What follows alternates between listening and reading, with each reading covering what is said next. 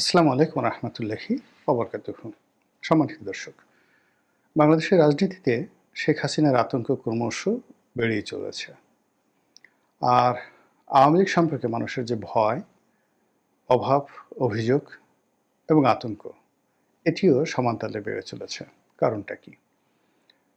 আপনারা জানেন যে আওয়ামী লীগের অনেক শীর্ষ নেতা তারা এখন জেলখানাতে আছে এবং প্রায় প্রতিদিনই আওয়ামী লীগের বিভিন্ন স্তরের নেতাকর্মীরা ধরা পড়ছেন, অনেকটা সাঁড়াশি অভিযানের মতো। কিন্তু কোনো অবস্থাতেই এই সংগঠনটিকে দমন করা যাচ্ছে না। যারা জেলখানাতে আছেন, জেলখানাতে থাকলে মানুষের মধ্যে যে ধরনের ফ্রাস্ট্রেশন আছে, সেই ধরনের ফ্রাস্ট্রেশন তাদের মধ্যে লক্ষ্য করা যাচ্ছে না। প্রথম কয়েকদিন তারা বেশ নিশ্চুপ ছিলেন।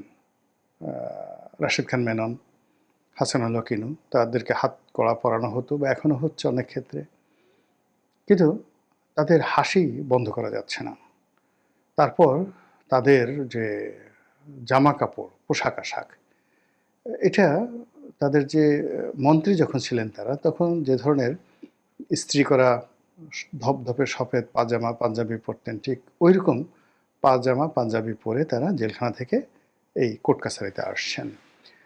আগে অনেকে মাথা নিচু করে থাকতেন, ভয় কাজ করতো, আতঙ্ক কাজ করতো, কিন্তু ইদানিং দেখেন তারা উল্টো তাচ্ছিল্যের হাসি হাসছেন। তাদের চেহারা অনেকের ভালো হয়ে গেছে এবং বিভিন্ন মাধ্যমে আমরা যে কথাবার্তা শুনি যে তারা জেলখানাতে বেশ যারা জেলের কর্মকর্তা রয়েছেন তাদেরকে বেশ ধমক দেন। এগুলো একটা। আমি একজন ঊর্ধ্বতন পুলিশ কর্মকর্তা একদিন আমার অফিসে আসলেন যে কোনো একটা বিষয় নিয়ে। তখন কথা প্রসঙ্গে তিনি বললেন যে তাদের যে তদন্ত সংস্থা, তিনি একটা সংস্থার রয়েছেন, পুলিশের অপরাধ তদন্ত বিভাগ, একটি গুরুত্বপূর্ণ বিভাগ, আমি নাম বললাম না। তো সেখানে একটা মামলার রিমান্ড ছিল, সেই রিমান্ডে সালমান এফ রহমান সাহেব এসেছেন। তো উনি বললেন যে তার যে পেশি, হাতের যে পেশি, তার বয়স তো এখন প্রায় ৮০ বছর, মানে শেখ হাসিনার চাইতে ১-২ বছরের ছোট, শেখ কামালের বন্ধু। তো সেই ক্ষেত্রে তার বয়স ৭৬-৭৭ এরকম বছরে হবে। তো উনি যেটা বললেন যে তার হাতের পেশি, পায়ের পেশিগুলো একেবারে স্টিলের মতো, লোহার মতো। তা আমি বললাম, যেটা বুঝলেন কী করে?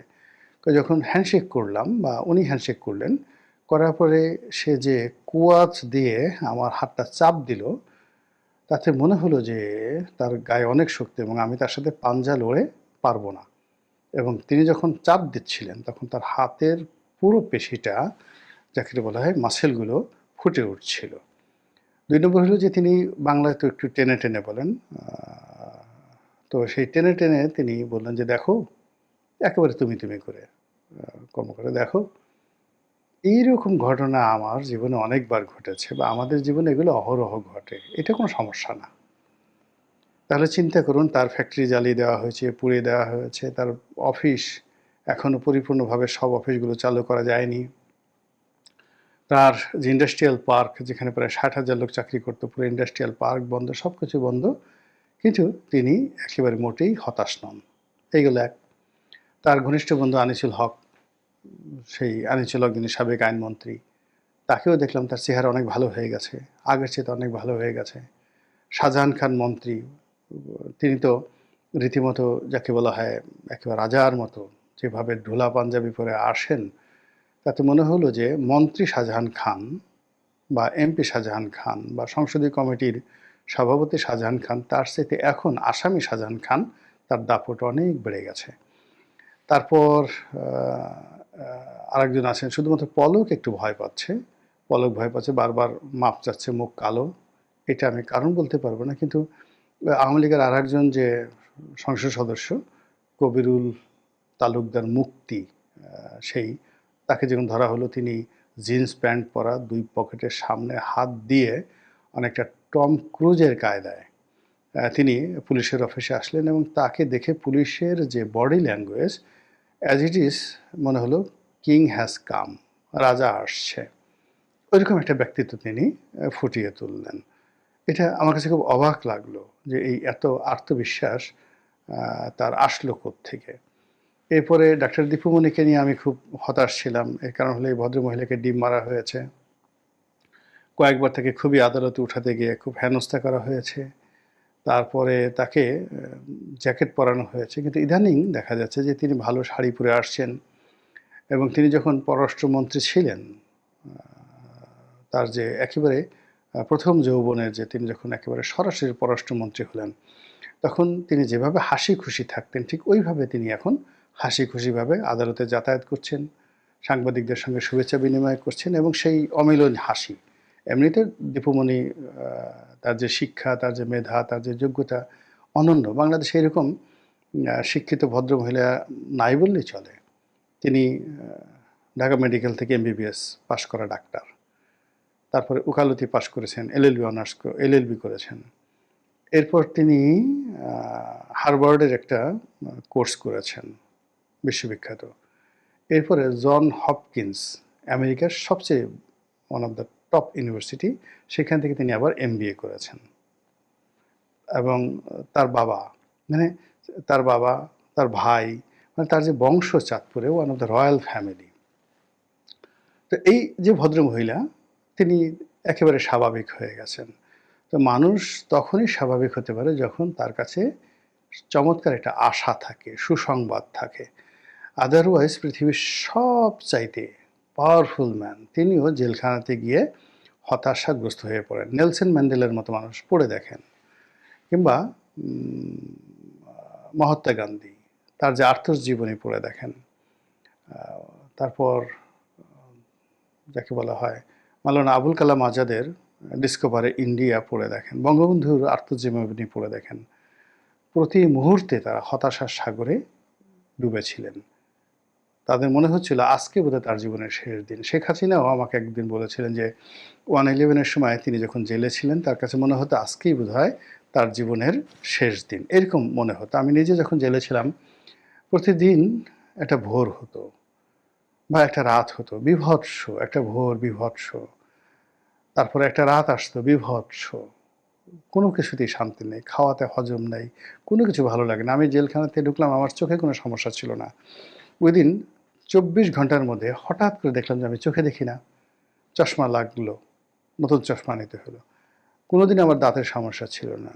1 সপ্তাহ পরে দেখলাম যে আমার দাঁত এমন ক্ষয় হয়ে গেছে, এরপর আমার দাঁতে ফিলিংস করতে হলো।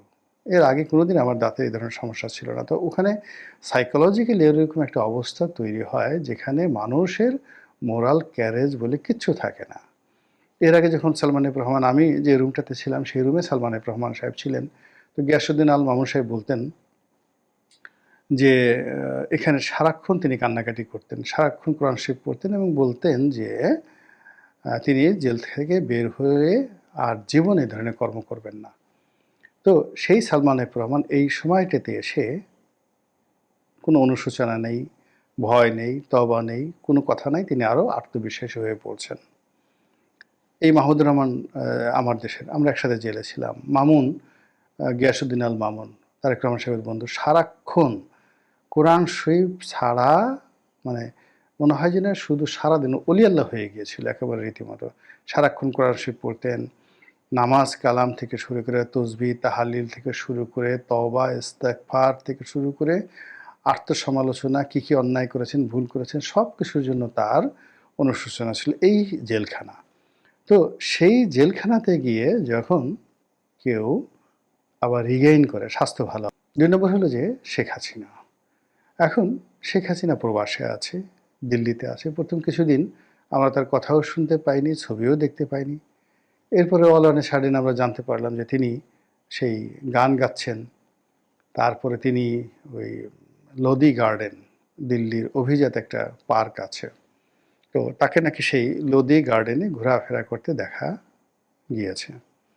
পরবর্তীতে জানলাম যে তিনি রয়্যাল মেহমান হিসেবে, রাজকীয় মেহমান হিসেবে ইন্ডিয়ার, মানে একেবারে অন্য দেশের যে রাষ্ট্রপ্রধান, অর্থাৎ দালাই লামাকে তারা যে আশ্রয় দিয়েছে, ভারত আশ্রয় দিয়েছে, অন্য একটা দেশের প্রেসিডেন্টের যে প্রোটোকল, সেই প্রোটোকল দিয়ে দালাই লামাকে আশ্রয় দিয়েছে। ঠিক দালাই লামার স্ট্যাট আছে, শেখ হাসিনাকে দিল্লিতে রাখা হয়েছে। বিশাল বাংলো, মানে এখানে যমুনাতে ডক্টর মোহাম্মদ ইউনূস যেভাবে আছে তার চেয়ে অনেক অনেক ভালো। এর কারণ হলো ইন্ডিয়া, মানে যমুনা তো, মানে ইভেন কি আমাদের যে গণভবন, আপনারা যারা সফদরজং রোড দিল্লিতে গেছেন, হুমায়ুন রোডে গিয়েছেন, যেখানে মন্ত্রী মিনিস্টাররা বসবাস করে। কোনো মন্ত্রীর বাড়িতে, রাজনাথ সিংয়ের বাড়িতে যদি আপনি যান, অমিত সিংয়ের বা অমিত শাহের বাড়িতে যদি যান, তাহলে আপনি দেখতে পাবেন যে আমাদের দেশের গণভবন বা বঙ্গভবনের যে জৌলুস, তার চেয়ে ভারতের যে কোনো মন্ত্রীর বাসভবন বা গভর্নরের বাসভবন, এটার বিলাসিতা বলে আপনি শেষ করতে পারবেন না। এর কারণ হলো ওই যে ব্রিটিশ জামানাতে ব্রিটিশ ভাইসরয়, গভর্নর জেনারেলদের যে স্ট্যাটাসগুলো ছিল, মন্ত্রীর যে স্ট্যাটাস ছিল, ঠিক সেম স্ট্যাটাসটা তাদের মন্ত্রী মিনিস্টারের জন্য তারা বরাদ্দ রেখেছে। কেবলমাত্র মুখ্যমন্ত্রী যারা হয়, প্রাদেশিক সরকার, যেমন মমতা ব্যানার্জি, তাদের জন্য অতটা জৌলুস থাকে না, খুব সাধারণ জীবনযাপন থাকে। কিন্তু পশ্চিমবঙ্গে যিনি গভর্নর আছেন কেন্দ্রীয় সরকারের, তার জৌলুস দেখলে আপনি শাহাবুদ্দিন চুপ্পুকে মনে হবে একটা ডিসিও না। পশ্চিমবঙ্গে যিনি কেন্দ্রীয় সরকারের গভর্নর হিসেবে আছেন, তার বাড়ির জৌলুস যদি দেখেন, আপনার এখানে গভর্নর, মানে বাংলাদেশে যে শাহাবুদ্দিন চুপ্পুর বাড়ি, গণভবন, বঙ্গভবন, সেই বঙ্গভবনের জৌলুস দেখে আপনার মনে হবে এটা কোনো বাড়িই না। আপনি যদি আমাদের সেনাপ্রধান ওয়াকারুজ্জামান যে বাড়িতে থাকে, সেই বাড়ির জৌলুস দেখেন, আর রাওয়ালপিন্ডিতে, ইসলামাবাদে যদি একজন ব্রিগেডিয়ার পদমর্যাদার পাকিস্তান সেনাবাহিনীর কর্মকর্তার বাসভবন দেখেন, একজন কোর কমান্ডারের বাসভবন দেখেন, আপনি মনে হবে যে আমাদের জেনারেল ওয়াকারুজ্জামানের বাসাটা একজন মেজরের বাসা, জাস্ট সেনাবাহিনীর একজন মেজরের বাসা। এটা পাকিস্তান এখন এই জিনিসটা রেখেছে। ইমরান খানের অফিস, আপনি যদি পাকিস্তানের প্রধানমন্ত্রীর অফিস, শাহবাজ শরীফের অফিস, ইমরান খানের অফিস, সেই অফিসটা যদি দেখেন, আর আমাদের এই যেটা প্রধানমন্ত্রীর অফিস বা প্রধান উপদেষ্টার অফিস, এটাকে দেখে আপনার মনে হবে এটা একটা ডিসি অফিস। পাকিস্তানের সুপ্রিম কোর্ট ভবনে যদি যান আর আমাদের সুপ্রিম কোর্ট ভবন যদি দেখেন, মানে ওই সমস্ত দেশে যে জিনিসগুলো করা হয়, এটা আমরা এখন ওই পর্যায়ে পৌঁছতে পারিনি, ওই অভিজাত্য বা ওই জৌলুসের ধারে কাছে যেতে পারিনি। তো সেই দিক থেকে শেখ হাসিনাকে যেভাবে রাখা হয়েছে দিল্লিতে, ওই বাড়ি যদি আপনি দেখেন, ওই বাড়ির জৌলুস যদি দেখেন, আপনি হিংসা না করে পারবেন না, আপনাকে হিংসা করতে হবে। ২ নম্বর হলো যে ওখানে তাকে যে সিকিউরিটি দেওয়া হয়েছে, সুযোগ সুবিধা দেওয়া হয়েছে, এটা বোঝার জন্য আপনারা যারা তসলিমা নাসরিনের সঙ্গে দেখা করেছেন, বাংলাদেশ থেকে অনেক সাংবাদিক অনেকে যান, গিয়ে তসলিমা নাসরিনের সঙ্গে দেখা করেন। তো তসলিমা নাসরিনকে যে প্রোটোকল দিয়ে ভারত সরকার রেখেছে, ওটা দেখলে আপনি বুঝতে পারবেন যে শেখ হাসিনাকে কী প্রোটোকল দিয়ে সেখানে রাখা হয়েছে। তো সেই প্রোটোকলের মধ্যে থেকে তিনি রাজনীতি করছেন, বাংলাদেশের সব মানুষকে ভয় দেখাচ্ছেন, একটার পর একটা মিটিং করছেন, যা মুখে আসে তাই বলছেন। তিনি তার বোন, আত্মীয়-স্বজন, ছেলে, মেয়ে, রাজনৈতিক নেতাকর্মী, তাদেরকে দল বেঁধে তিনি দাওয়াত করছেন। ভারত সরকার আবার তাদের খাওয়া দাওয়ার ব্যবস্থা করছে। মানে ধরুন শেখ হাসিনার বাসায় কলকাতা থেকে ২০ জন শীর্ষ নেতা গেল, তো তাদেরকে তার বাসায় খাওয়া দাওয়া করানো হবে। এই রাজকীয় শাহী খাবার দাবারও ভারত সরকার দিচ্ছে। যারা ওখানে গেছে তারা হয়তো এই ধরনের কথাবার্তা কতটা সত্য মিথ্যা সুন্দরভাবে বলতে পারবে, বাট এটাই সেখানে হচ্ছে। তো তিনি সেখানে থেকে যে কর্মকাণ্ড করছেন, এবং এই কর্মকাণ্ডর পেছনে যে ভারতের মদদ আছে, নরেন্দ্র মোদীর যে গ্রিন সিগন্যাল আছে, এটা আমরা প্রধান উপদেষ্টার বক্তব্যে বুঝতে পেরেছি। তিনি বেশ হতাশার সুরে বলছেন যে ভারত যেভাবে শেখ হাসিনাকে লালন পালন করছে, অবস্থার দৃষ্টে মনে হয় যে তারা এরকম একটা আত্মবিশ্বাস যে আগামীতে শেখ হাসিনা আবার বাংলাদেশে আসবে এবং প্রধানমন্ত্রী হিসেবে বসে আগের মতো ক্ষমতা চালাবে। এই তো মেহেদী হাসানের সাথে বা এই যে আমেরিকাতে গিয়ে তিনি এই ধরনের একটা কথাবার্তা তিনি বললেন যে শেখ হাসিনা যারা আপনজন বা ভারত, তারা মনে করছে যে শেখ হাসিনা এখনও ক্ষমতা আছে, আগামীতে জাস্ট একটা ছুটিতে আছে, এসে তারা আবার সেই ক্ষমতায় এসে বসবেন। এই গেল একটা কথা। আবার তিনি যেটা বললেন যে শেখ হাসিনার কথাবার্তা বন্ধ করার জন্য, তারপরে তার কর্মকাণ্ড স্টপ করার জন্য বাংলাদেশ সরকারের পক্ষ থেকে অনেক চেষ্টা করা হয়েছে, কিন্তু ভারত এটা পাত্তাই দেয়নি। ভারত তাকে তাদের মতো করে চলতে দিচ্ছে। আর থার্ড হলো ভারতের যে কূটনৈতিক চ্যানেল, সর্বোচ্চ কূটনৈতিক চ্যানেল নরেন্দ্র মোদী, অমিত শাহ, জয়শঙ্কর এবং বাংলাদেশে যিনি রাষ্ট্রদূত রয়েছেন, তারা শেখ হাসিনার বাইরে কোনো নড়াচড়া করছেন না, কোনো কথাবার্তা বলছেন না। তারা আশ্চর্যের ব্যাপার হলো এর মধ্যে তারা বাংলাদেশে ঘোরাফেরা করছে, রাজার মতো দাপট দেখাচ্ছে। বাংলাদেশ সরকার যদি খুব শক্তিশালী হতো তাহলে আল্টিমেটলি এখন ভারতের রাষ্ট্রদূতকে যদি বাংলাদেশ থেকে বহিষ্কার করা যেত, তাহলে বোঝা যেত যে না, সরকার এখানে দাপট দেখাতে পারছে। কিন্তু তা না করে এই রাষ্ট্রদূত তিনি কথাবার্তা বলে যাচ্ছেন, ভিসা বন্ধ করে রেখেছেন। তারপরেও তাকে ওই মিলিটারি যে ডিফেন্স একাডেমি আছে আমাদের, সেখানে গিয়ে তাকে বক্তা হিসেবে নিয়ে যাওয়া হচ্ছে এবং তিনি মিলিটারি একাডেমিতে গিয়ে সেই বক্তব্য দিচ্ছেন। এই জিনিসগুলো চলছে। তো চলার ফলে কী হলো না, শেখ হাসিনাকে নিয়ে আতঙ্ক কিন্তু কমছে না, বরং বেড়ে যাচ্ছে।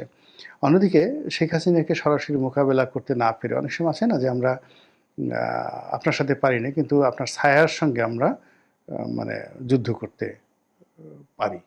তো এরকম আমাদের সমাজে ঘটে থাকে। এখন শেখ হাসিনাকে দমন করতে পারছি না, তার কর্মকাণ্ডকে বন্ধ করা যাচ্ছে না। তিনি যেভাবে তার দলীয় নেতাকর্মীদেরকে অর্গানাইজ করছেন সেটার পথে বাধা তৈরি করতে পারছি না। আমরা যেভাবে গ্রেপ্তার করছি, এতে করে আওয়ামী লীগের কতটুকু ক্ষতি হচ্ছে, শেখ হাসিনা কতটুকু ভয় পাচ্ছে, তার কোনো রকম নমুনা দেখা যাচ্ছে না। বরং ডে বাই ডে তাদের যে কর্মকাণ্ড বেড়েই যাচ্ছে, অহংকার বেড়ে যাচ্ছে, দাপট বেড়ে যাচ্ছে, মিছিল বড় হয়ে যাচ্ছে। এই একটা অদ্ভুত ঘটনা। এবং এত কিছুর পরেও শেখ হাসিনা থামছেন না। তিনি শুধু বলেই যাচ্ছেন, বলেই যাচ্ছেন। মানুষের মানে এখন যারা বর্তমান সরকার আছে তারা মানে খুব অবাক হয়ে ভাবছেন যে এর কি কোনো লজ্জা শরম নেই? এর কি ভয় ভীতি নেই? এর কি মরণের কোনো চিন্তা নেই? এত বয়স হয়ে গেছে, এই বয়সে মানুষ এরকম করে কি করে? এগুলো নিজেরা এই সমস্ত কথাবার্তা বলে তারা আরও অসুস্থ হয়ে পড়েন। যখন শেখ হাসিনা প্রতিশোধ নিতে চান, যখন তিনি আবার ফিরে আসতে চান, তিনি আবার তার দলকে ক্ষমতা আনতে চান, তিনি দলকে আবার পুনর্গঠিত করতে চান। যেখানে আমরা বাংলাদেশে ১ম থেকে বলে আসছি যে আগামী ২০ বছর আওয়ামী লীগের সরেয়া উচ্চারণ করতে আরও ২০ বছর সময় লাগবে। আমরা যারা এই সমস্ত কথাবার্তা বলছি, এখন শেখ হাসিনা কানে থেকে সমস্ত কথাবার্তা চলে গেছে। এখন তিনি যদি বলে, গোলাম মোল্লা রনি, ফজলুর রহমান এরা এই যে আমার বিরুদ্ধে যে সকল কথাবার্তা বলেছে যে আওয়ামী লীগের সরেয়া উচ্চারণ করতে যদি ২০ বছর লাগে, তো সেখানে ২০ মাসের আগেই যেভাবে মিছিল করছে, এখন আমি রাস্তাঘাটে চলি, যদি আওয়ামী লীগের কোনো মিছিলের মধ্যে পড়ে যাই, তখন আমাকে যদি বের করা হয় গাড়ি থেকে, পাড়ায় মারা হয়, তাহলে তো আমি সব হারাবো। আওয়ামী লীগেরও মার খাবো, বিএনপির লোকজন দাঁত বের করে হাসবে যে বেশি বেশি টকশো মারাও, বেশি বেশি এই ইউটিউবে গিয়ে কথাবার্তা বলো, নিরপেক্ষ সাজার চেষ্টা করো, বুদ্ধিজীবী সাজার চেষ্টা করো, এখন বুঝো, ঠেলাটা খাও। এখন এই যে আমরা যারা নিরপেক্ষ কথা বলার চেষ্টা করছি, আমাদের কথা কখনো ডক্টর মোহাম্মদ ইউনূসের পক্ষে যায়, কখনো শেখ হাসিনার পক্ষে যায়, কখনো ডক্টর ইউনূসের বিপক্ষে যায়, তারেক রহমানের বিপক্ষে যায়। মানে এই যে একটা সাধু সাজার চেষ্টা করছি, এখন বলেন, আপনারা বলেন তো আমাদের আসলে কী করা উচিত? আমরা কি ডক্টর ইউনূসের পক্ষে যোগদান করে জয় ইউনূস বাবা জয়, আপনি যা বলেন সবই ঠিক, নাকি আমরা এনসিপি যা কিছু করছি, ওরে বাবারে তোমরা যা করতেছো তোমাদের সাথে আর কোনো ভালো মানুষ নেই? আমরা কি সেই শেখ হাসিনাকে বা বঙ্গবন্ধুকে বা আওয়ামী লীগকে অকথ্য ভাষায় গালাগাল করব, জামাত বা অন্যান্য যারা এখন গালাগাল করছে তাদের মতো গালাগাল করব, নাকি তারেক রহমান সাহেব বা বিএনপি যা কিছু করছে একেবারে সব সঠিক, কিসের চাঁদাবাজি, কিসের কি, মানে সব রকম মানে সার্টিফিকেট দিয়ে যা তারা করতেছে সবই বলবো আলহামদুলিল্লাহ, সুবহানাল্লাহ, এর সাথে ভালো কোনো কাজ আর হয় না? নাকি আফগানিস্তান চলে যাব সেই এটার সাথে, যাকে বলে এটার দলে যোগদান করব, মানে মামুনুল হক। মামুনুল হক সাহেবের সাথে যোগাযোগ করে তার দলে যোগ দিয়ে যদি তালেবান সরকারের মেহমান হয়ে ঘুরে আসতে পারি, সেই কাজ করব, নাকি জামাতের আমিরের কাছে গিয়ে বুদ্ধি চাইব, পরামর্শ চাইব, তার আশ্রয় চাইব? এই যে একটা অবস্থা, এই সবই কিন্তু তৈরি হয়ে গেছে শেখ হাসিনার কারণে। সব পরিবেশ সব এলোমেলো করে দিয়েছে।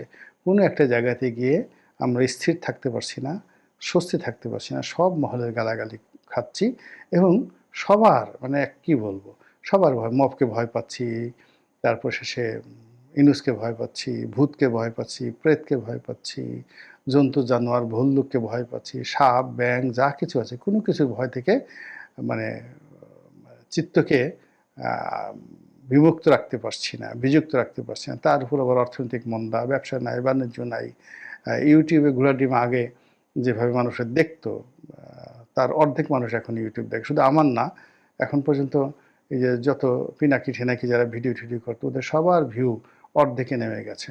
সেই তুলনায় আমারটা আরও কম, মানে আমারটা আরও ভালো আছে।